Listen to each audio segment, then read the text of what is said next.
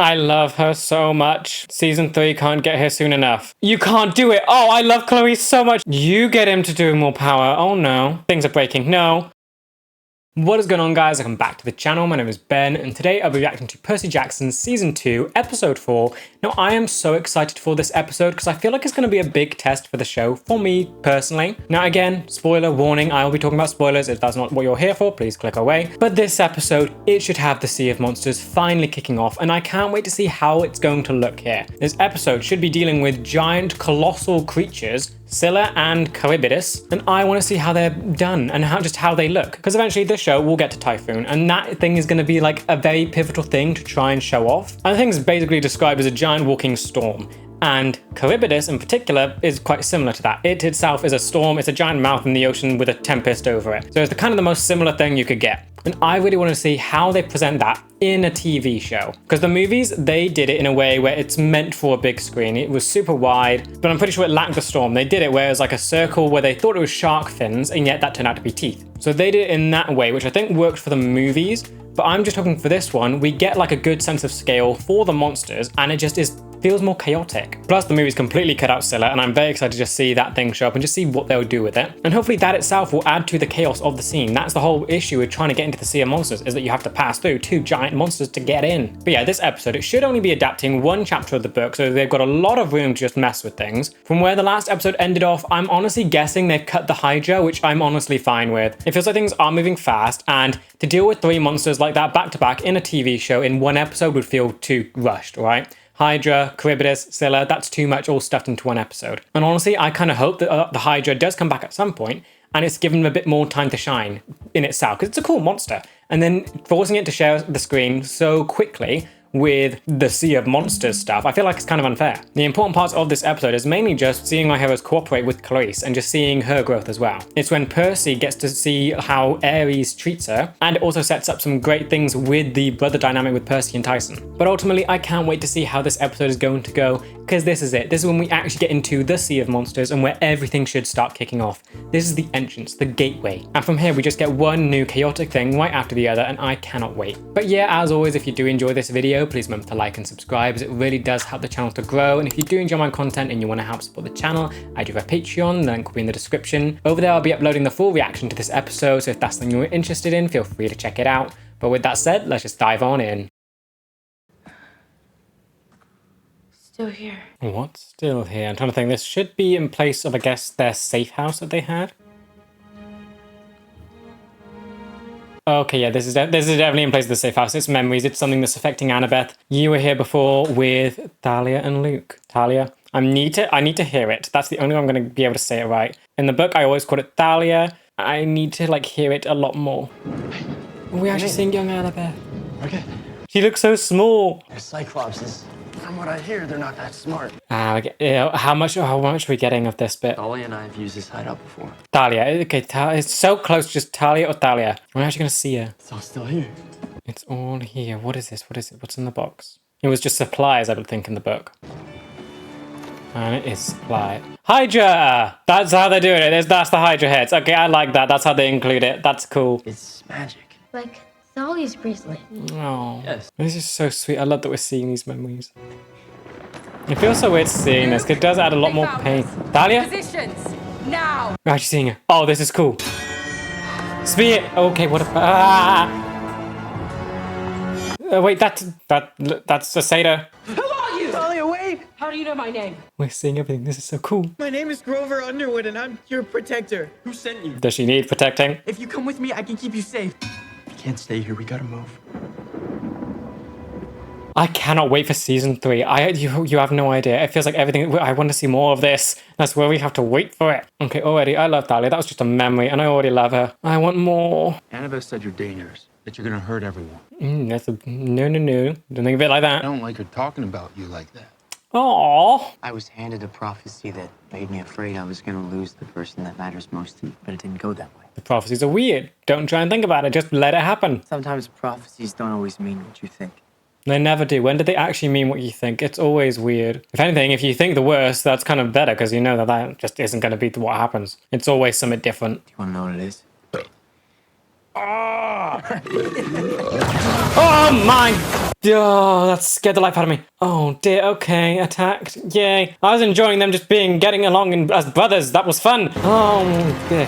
And of course, Clarisse. Okay, so instead of saving them from the Hydra, you're just attacking straight away. What fun. Yay. Now you're forcing them to go with you because you need the coordinates. Wow. Well done. You're not begrudgingly saving them from a monster, you're just forcing them aboard. You think your daddy's the only one with sea power? My father can't point me to the finish line, but he can point me to my enemies. That's quite sad. So technically, yeah, they are her enemies. Yeah, it tracks. You're gonna need all the help you can get. Come on, Clarisse, come on. Memorize every legend about the trials you'll have to face out there. I like this. This works better than her just begrudgingly saying, okay, guys, come along, when she is sort of their antagonist. Naval navigator to Napoleon. Boris is my engineer extraordinaire. She already has a crew. Is an honest-to-God's Argonaut with first-hand knowledge of the Sea of Monsters. Wow, okay, you don't need them. You actually have a guy that's been in the Sea of Monsters before. This is cool. Are you gonna surrender the coordinates, or do we have to take them by force? Force.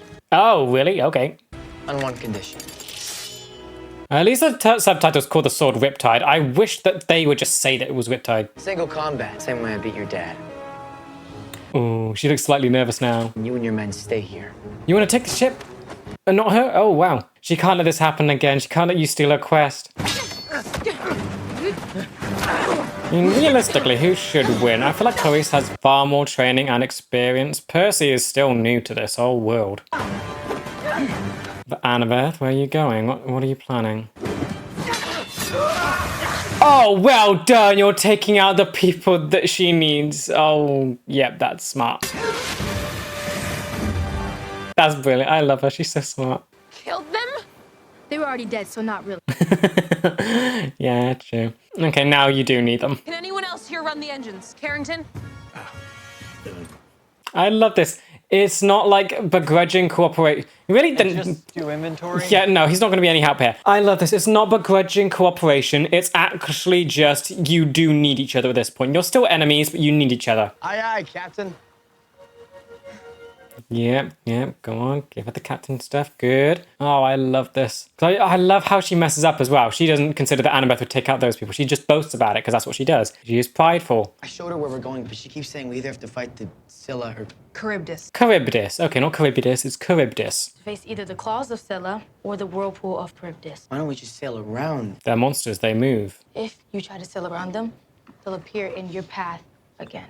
I like this detail. I almost thought they'd change it so that they would go with Percy's approach and try and avoid them, only just to show it, like, appearing in front of them. So it's something they just can't avoid. Each taken by one of her 6 tentacles, keeping her occupied and allowing him to pass. You can spare 6 guys. Your crew's already dead. Oh, I'm not doing... That's nice. She's already promised them some sort of glory in the afterlife. She can't willingly send them to death, even though they're already dead. I promised them Elysium. I love this side of Clarisse. It's so nice. Told them that when they returned to the underworld, it would be to the fields of Elysium. Only the gods can decide that. I was gonna ask Ares. It gives them a better chance. It's nice. I love this. We're seeing a vulnerable side of her. It's awesome. I never said it was a problem. I just like my plan. But if your plan doesn't work, you lose your quest, your ship, and all your men. She has more empathy than Ares. It's awesome. She is an actual leader. It's the right choice. She'll see that. How do you know it's the right choice? Honestly, because it's yours. Oh. Because, yeah, I think Annabeth's still in, like, the mind of, you've told Percy the great prophecy. What do you do with that now? You can't really let him decide anything because he's going to decide the fate of everything. And Percy is just trusting Annabeth. Whatever choice she makes, he will go along with that. It's taking his power out of the prophecy by basically saying, okay, no, whatever I do, it'll be up to Annabeth to do. This is a satyr hideout. As long as you stay in this circle of trees, they won't find us. We get to see more. Yay. You already mentioned Cyclopses. How much are we going to go in with that? And nature spirits like satyrs, nymphs, naiads, dryads, hippocampi. Okay. Hippocampi? And I don't want anything to do with my father's world. At camp, you'd finally get a chance to rest, to breathe. I like this. We're getting to see why Luke believes whatever. We're joining their side, his side. One powerful demigod is already enough to attract the attention of some pretty nasty creatures, but 3, and one of them, a child of Zeus? Is that really the life you want for yourself? She's realizing that her presence is what's drawing them here. Not just, I mean, 3 of them, yes, but hers specifically isn't that great. How long have you been together? Just a little. Dolly's real strong. Thalia, Thalia, Thalia, Thalia, Thalia. Wait, What? Claudia's charm. No. Oh, she believes in it. She believes in it so much. And oh. Does she still believe in it? Would she believe that it was Luke just like comforting her? Or does she actually... No, you don't believe it has true power. You're letting it go. No. It was a nice keepsake though, happier times. Don't let that cause an... Oh wait, it got thrown back. What is this? This is cool. What is it? Who wants you to have it? Is that Poseidon? I wonder how close we are to the Sea of Monsters. Oh, we're moving at 23 knots, 36 degrees, 44 minutes north. The... Hold on.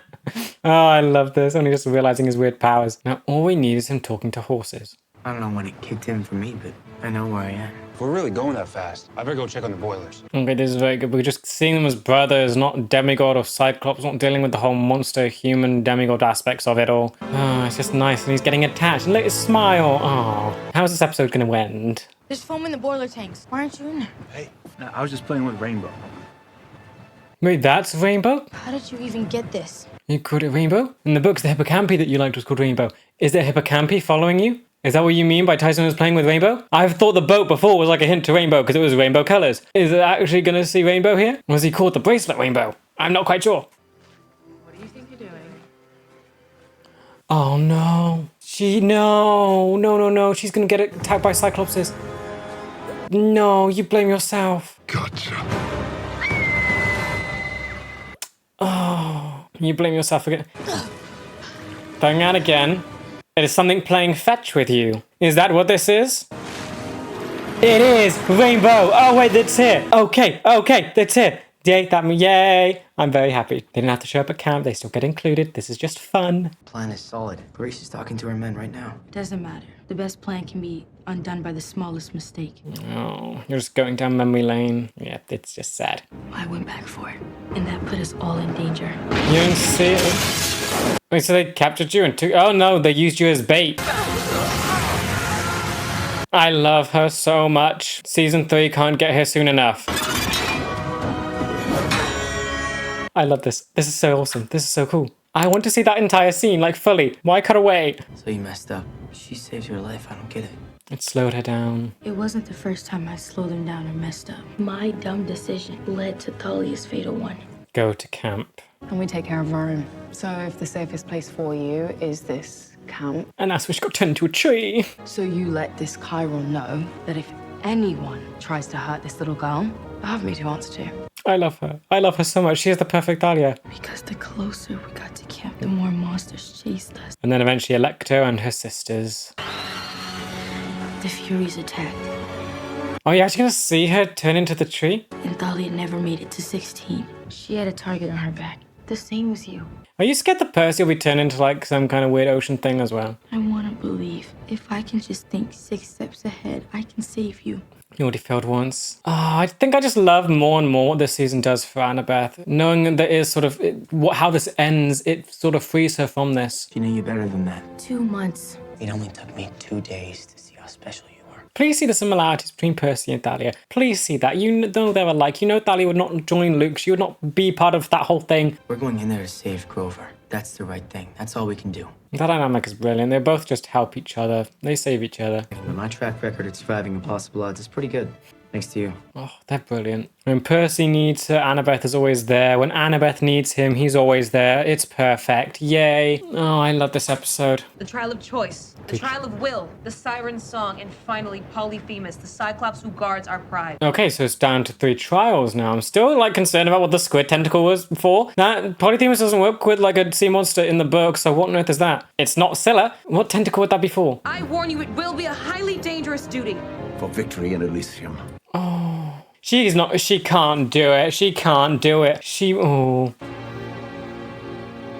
going, I love this for her, but she's too empathetic. She tries to hide it, but she isn't like Ares. She can't send her men to their deaths. Last year, your quest, how did you survive it? Barely. Yeah, it was not fun. Would have died. It was difficult.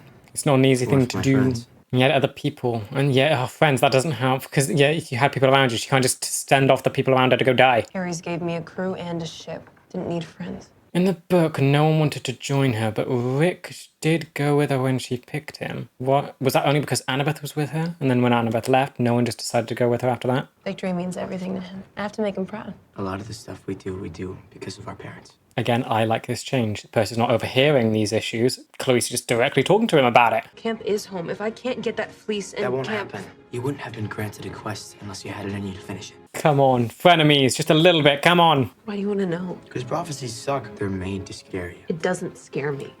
I didn't think it would. I love that he's just reaching out and she's actually reaching back here. You shall sail the iron ship with warriors of bone. Yep, done that bit. You shall find what you seek and make it your own. What is it you seek then? Your life entombed within stone and fail without friends. Fail without Fly home friends. alone. Okay, to fly home alone. Oh, fail without friends. If you change that and just say you're with friends, that means you win. Boss, I told me to get you. It looks like we're here. Boss. I love the blockbuster guy. He's brilliant. You've got to just think of prophecies weirdly. Fail without friends and fly away home alone. Yes, that works. We're not friends. You're close enough. It's fine. It's good. It's development. It's awesome to see. Let's see it. Come on. I want to see what the entrance looks like. How does it all appear? Just see a giant storm and some cliff faces, right? I still love just Clarisse and her men and just how good it feels. Not just expendables there. Oh, yep. There's the massive storm. Cool. And there's all the cliffs. Oh, this is going to be so cool. The water, oh, it's glowing. 1, 2, 3, 4, 5, 6. Yep, all ready to go. Oh, and the blockbuster guy too. And it's begun. Okay, interesting. This has changed from the book. They went to Charybdis first. Clarisse wanted to just throw cannonballs at it, and then they got blown back to the cliffs and had to deal with Scylla. They've actually chosen this path first. Interesting. That's 2. 4 to go. You better hope it eats slowly. Oh, can we see the whole thing, please? I'd love to see the whole thing. Oh, no, don't look back. This is going to make me sad. Oh, he's just accepted death. Gone. You can't do it. Oh, I love Clarisse so much. You can't do it. And there's Charybdis. Oh, dear. Heroes slay monsters. They don't run from them. And you don't feed them either. Small choices. Oh, Annabeth, no, don't think like that. It's fine. Improvise, improvise. Oh, and it's still going. You're gonna save him, please. Oh, wait, we actually see it. Oh, it's so nasty looking. Oh, I love the thing. I love what this... And there's Charybdis. Wow, it looks cool. And yet it's just a giant whirlpool that opens and closes. This looks so awesome. This is giving me so much faith for like season 5, what those fight scenes are gonna look like, what those monsters will look like. This is amazing. Yeah, a few hits does absolutely nothing. If I speed up the current, I can slingshot out the other side. I can't control the wind. It's thermos. It's in Hermes' bag. You fight the current, I'll fight the wind. Plan, yay, plan, go. I'm ignoring how the book ends. I don't want to see that yet. Well, not how this chapter ends. Okay, I'm trying to figure out how this is meant to go. They've changed it up. Charybdis is second now. This is where things obviously do end up going badly. Are you going to be able to do anything here? Come on. Come on. The ocean's glowing. Is that you, or is that just the sea of monsters? Or is that just Charybdis? You can't. Can you not do it? There's too much going on. I love these scenes. It feels so awesome. You get him to do more power. Oh no. This is where it starts. This is where it starts. It's not just... There we go. Things are breaking. No. You got him to put more power in. No, no, no, no, no. It was just because this thing was not meant to be in deep water. That was the reason it wasn't meant to be in deep water, so the engines just got stressed. Tyson went down to try and fix it. That was it. Dear, people are dying everywhere. This time, Percy tells Tyson to make the engines a bit more stressed. Rainbow. Rainbow? No! No! Are they gonna get No! They're gonna cause this? And you saved her. Amazing. Yay, you're so friends now. To the engine room. No one's paying attention. Yes, the thermos. They caused it. They caused it. They caused it. They did it. They did it. They caused it. Not...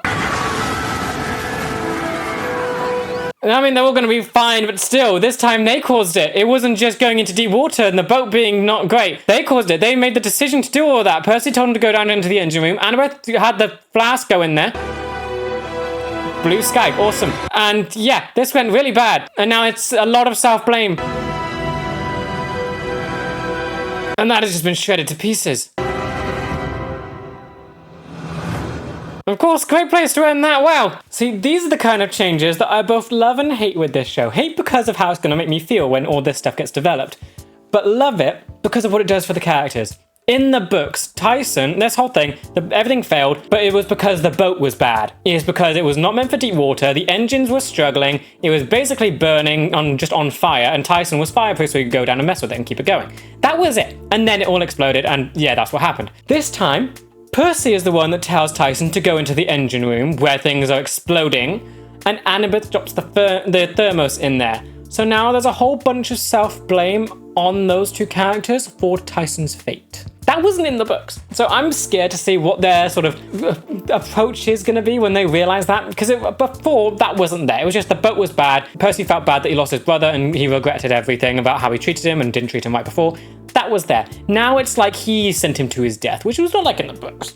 But you know that he's going to be blaming himself for sending Tyson down into the engine room, which is going to be very bad. But yeah, I think more positive stuff. This episode was brilliant. I loved basically all the changes they made to it. I like the nod to the Hydra being on the cereal box. That was really fun. And that does make me hope they're saving it for later. And the reason I think that is the hippocampi. We had a reference to it with Grover, and then we actually got to see it. We got to see Rainbow. Tyson's got a friend, and of course that's how he's going to survive this whole thing. He's got a friend, a water pony. Can't quite remember how Clarisse... I'm reading the book as I go along. I do know the book, but I'm reading it as I go along, and I can't quite remember how Clarisse survived this. I know she's fine. I know she gets to the end. I do remember what the prophecy means for her about flying home alone, but I can't remember how she immediately survives this. But I do know what's next. We get to Cece's island with guinea pigs, hopefully, and that I am very curious about how they will do that, and sirens and all of this stuff. That's going to be very cool. But yeah, I think I just love the changes. The way they handle Clarisse as well, being more frenemy, getting the vulnerability directly just from her is amazing. And like the scene with her and Percy where they're discussing Ares. Percy was eavesdropping on that conversation before in the books. He was listening to basically an Iris message where Clarisse was talking to her dad and hearing everything and actually having Ares just berate her. Now she's actually open about it. Percy isn't just eavesdropping, it's just brilliant. I feel like that's better. It's not secretive, he's not hearing how Clarisse is getting bullied. She's more open about it. They're both reaching out and they're both just bonding, sort of. They're not quite friends, but they're getting along, and I feel like there should be a level of respect there now. And again, with Clarisse just wanting to save the soldiers, it's brilliant. It's such a good way with how they switched up Charybdis and Scylla in those orders. In the book, Clarisse was just tunnel vision, gonna take on Charybdis first. That's the one that I can fight. I can't fight Scylla, but I can fight Charybdis. It's close by, I can fire cannons at it, that's it. It's just about fighting. That was how Clarisse was in the book. Here, she's more of a leader. She wants to protect her crew. She wants to make sure none of them die. So she wants to avoid Scylla, which is the main threat to life on their boat. Yet, she had to go there. Percy and Annabeth made her go there. She lost people, but she couldn't bear it. So she changed it to go to Charybdis. And I think that's so much better than just her being tunnel vision, going to Charybdis, failing, Charybdis basically throwing them back and to the cliffs where Scylla picks off people. That's what happens in the book. They go to Charybdis, it flies them back, Scylla picks off people, it ends with Scylla picking up Percy, and then the boat explodes.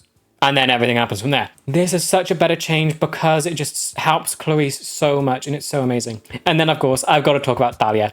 Absolutely perfect. I love her so much and I can't wait for season 3 now. Literally, see, the end of this season is going to be painful because we'll get the reveal, of course, that she lives. But then we have to wait for season 3 to see it continue.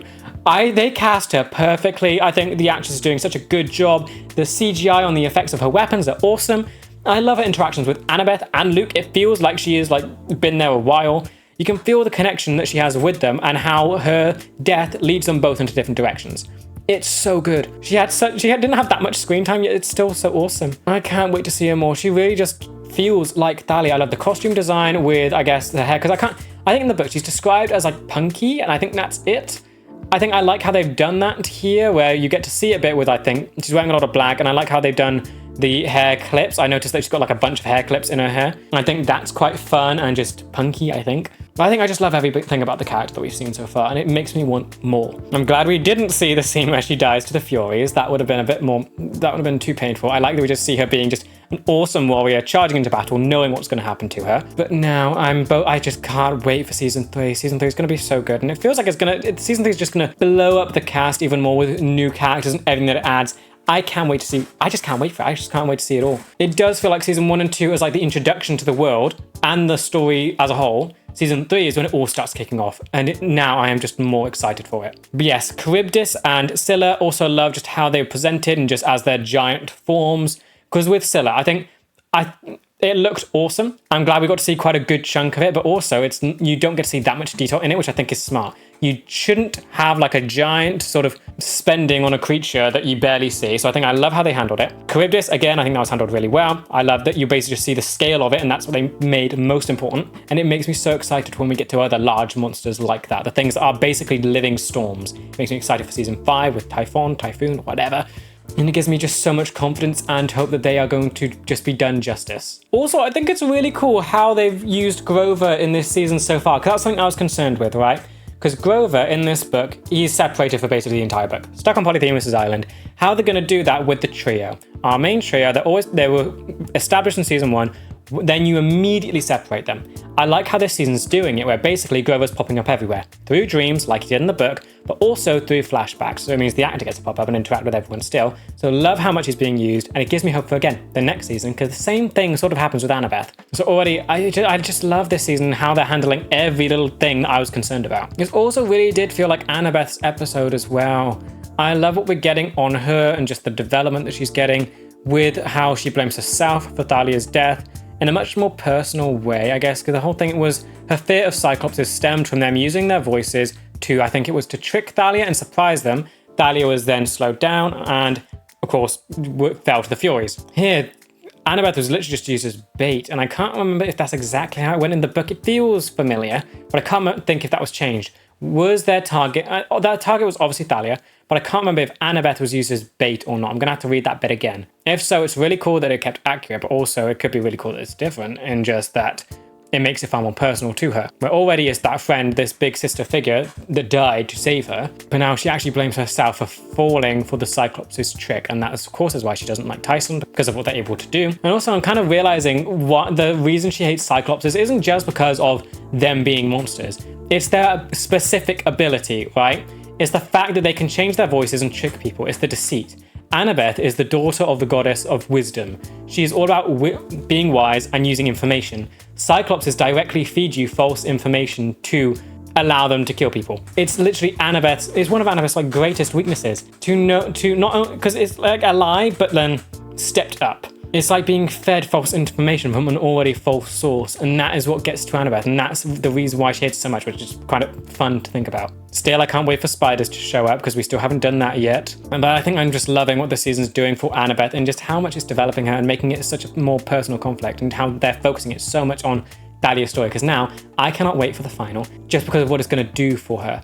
Realizing that it didn't originally fail. It gives her new hope in Thalia and the prophecy that things don't end badly, that she didn't fail originally, that there are second chances, basically. This might be one of my favorite episodes so far. The changes were brilliant, the effects and the creatures looked amazing, and I love the Easter eggs and also the hints to other things. The Hydra on the cereal box, even though the thing wasn't actually included, that was really fun. The hippocampi that we got to see and how that teases future things. And just everything they changed with Clarisse and how they approach her development just works so much better. She goes from being just this aggressive, angry bully who Percy has to eavesdrop to find out what's actually going on with her, to someone that's more empathetic, that's an actual leader that's struggling because she's being bullied herself and has so much pressure on her. We get to see vulnerability, and it's just so nice. And I like how just human they make the soldiers of bone, and that just works even better for Clarisse. Where in the books, they're basically just cannon fodder. They're just Confederate soldiers who are kind of funny to be there, but they're just, you don't really care when they die. This made it so much better. It made them actual people, and it does it through Clarisse. Seeing her response to them having to be sacrificed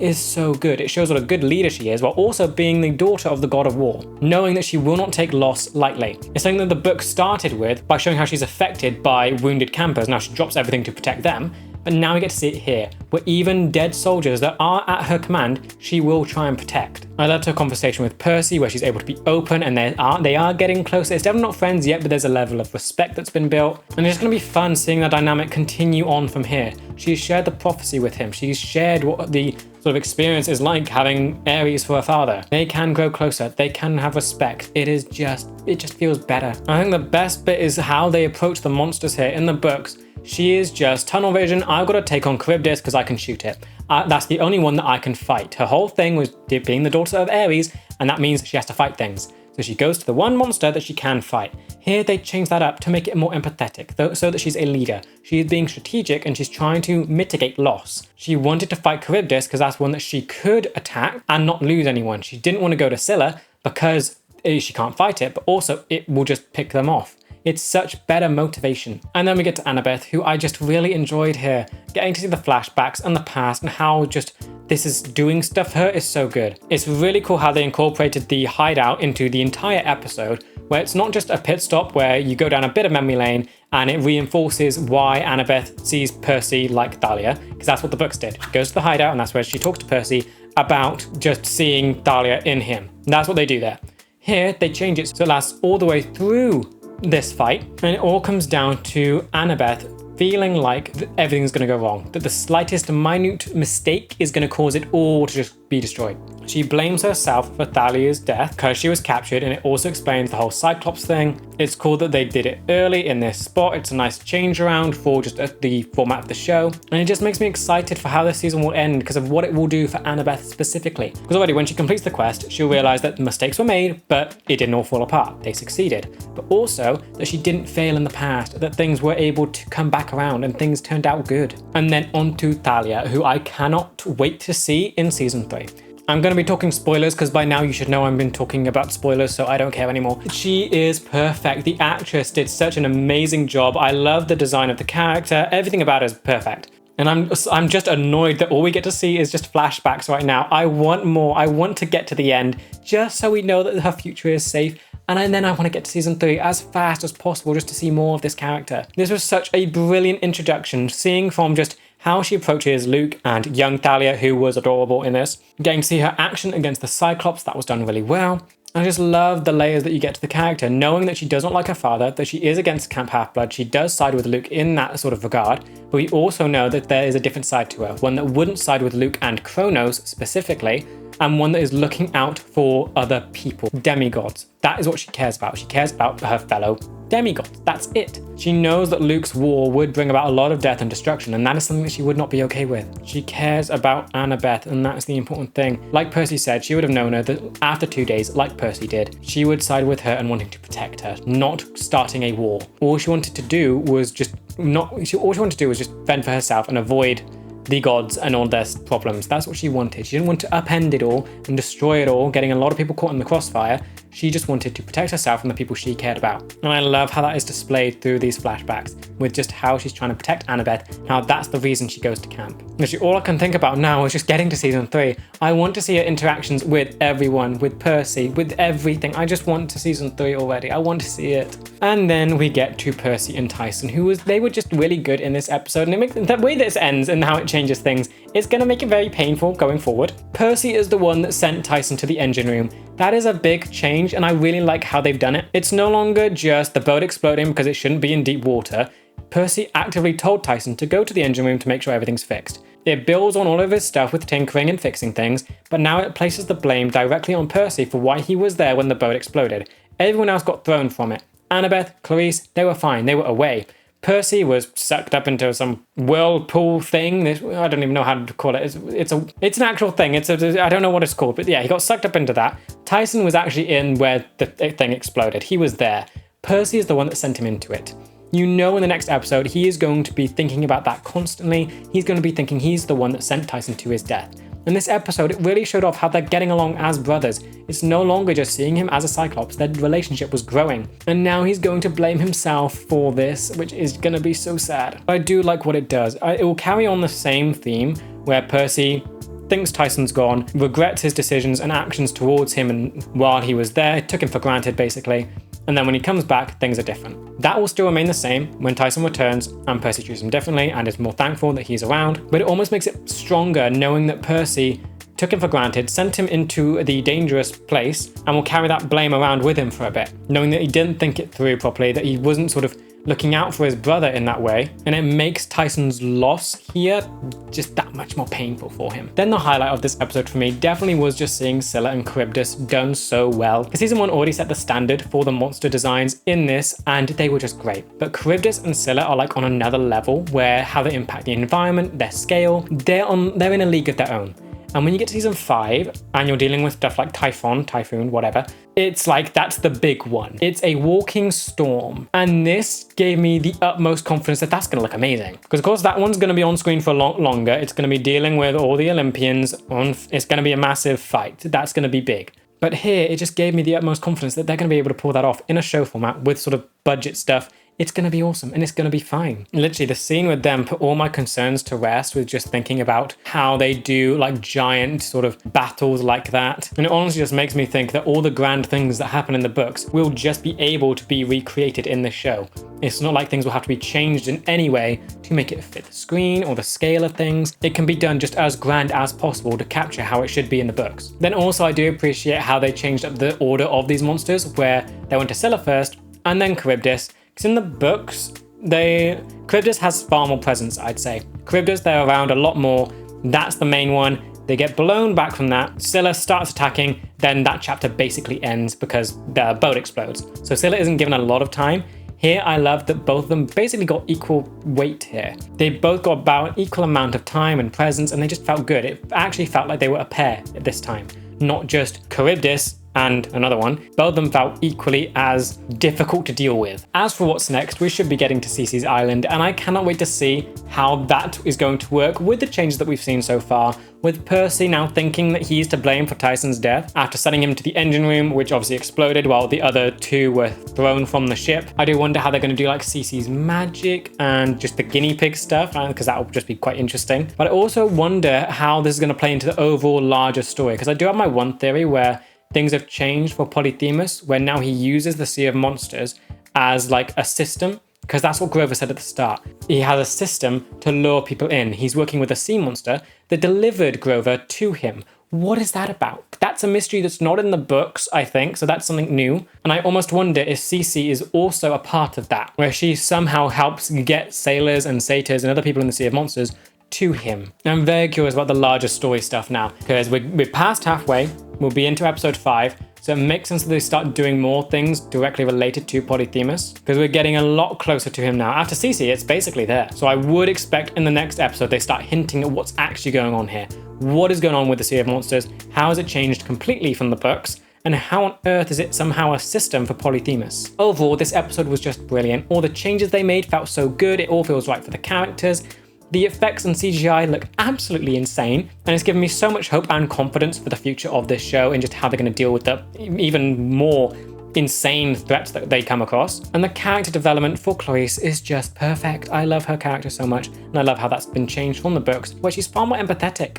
She feels like a leader that's trying to sort of find a balance between her father and herself. She wants to live up to the title of Daughter of Ares, but also doesn't want to compromise her own empathy. She wants to lead how she wants to lead, but also she has this spirit of failure where if she chooses to follow herself, she will fail. And then that will disgrace Ares and get her in trouble or something. And I just love how this presented it and how she's connecting with Percy in this way through it. And then Thalia was just perfect and has made me so excited for season 3. But yeah, with that does bring me to the end of this video. I hope you guys enjoyed. Let me know what you thought about this episode in the comments. And with that, I will see you in the next one for season 2, episode 5. See ya!